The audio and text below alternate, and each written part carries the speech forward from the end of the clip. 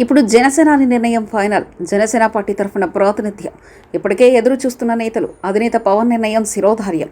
జనసేన అధినేత పవన్ కళ్యాణ్ ముందు పెద్ద టాస్క్ ఉంది. ఆయన నిర్ణయం కోసం ఎంతో మంది జనసేన నేతలు ఎదురు చూస్తున్నారు. గత ఎన్నికల్లో కూటమి విజయం సాధించడంలో పవన్ కళ్యాణ్ పాత్రను ఎవరూ కాదనలేరు. పవన్ లేకుంటే కూటమి ఏర్పాటు సాధ్యమయ్యేది కాదు. అలా అని పవన్ కళ్యాణ్ తొలి నుంచి చెప్తున్నట్లుగానే ఒక వ్యూహం ప్రకారం గత ఎన్నికల సమయంలో ముందుకెళ్లారు. కూటమి ఏర్పాటుతో పాటు ఇబ్బందులు లేకుండా సీట్ల పంపిణీలో కూడా ఆయన కీలక భూమిక వహించారు. జగన్ పార్టీని ఓడించడమే లక్ష్యంగా ఒకంత తగ్గడం మంచిదని ఆయన నిర్ణయించుకుని 21 అసెంబ్లీ స్థానాల్లో పోటీ చేశారు. దీంతో మొన్నటి ఎన్నికల్లో జనసేనకు 100% స్ట్రైక్ రేట్ వచ్చింది. పోటీ చేసిన 21 అసెంబ్లీ స్థానాల్లో 2 పార్లమెంట్ నియోజకవర్గాలను జనసేన అభ్యర్థులు గెలిచారు. అంటే పవన్ ఆలోచన మేరకు తీసుకున్న నియోజకవర్గంలో ఇటు టీడీపీ అటు జనసేన బీజేపీ కేడర్లు కూడా పనిచేశాయి. అదే సమయంలో టీడీపీ బీజేపీ పోటీ చేసిన నియోజకవర్గాలను జనసేన కార్యకర్తలు ఎన్నిక తమది అని భావించి పోలింగ్కు సహకరించారు.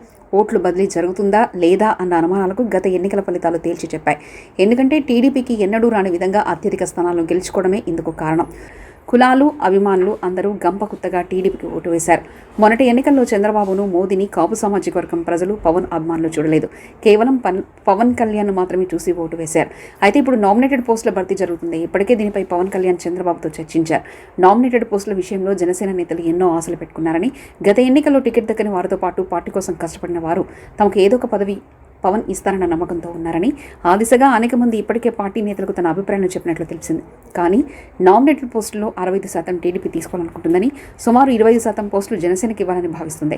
10% పదవులను బీజేపీకి ఇవ్వాలనే నిర్ణయానికి చంద్రబాబు దాదాపుగా వచ్చినట్లు పార్టీ వర్గాల ద్వారా అందిన సమాచారం మేరకు తెలుస్తుంది. టీడీపీలో ఆశావాహులు ఎక్కువగా ఉండడంతో సహజంగా ఆ పార్టీ ఎక్కువ పదవులు తీసుకునే అవకాశం ఉంది. అయితే జనసేన నేతలు మాత్రం ఎన్నో ఆశలు పెట్టుకున్న నామినేటెడ్ పదవుల విషయంలో పవన్ కళ్యాణ్ రాజీ పెడతారా, లేక చంద్రబాబును ఒప్పించి ఎన్నికల్లో కష్టపడ్డ నేతలకు మంచి కీలకమైన పోస్టులను తెచ్చుకుంటారా అన్నది ఆసక్తికరంగా మారింది. మరిన్ని కథనాల కోసం సబ్స్క్రైబ్ చేసుకోండి మీ అక్షర శిల్పం.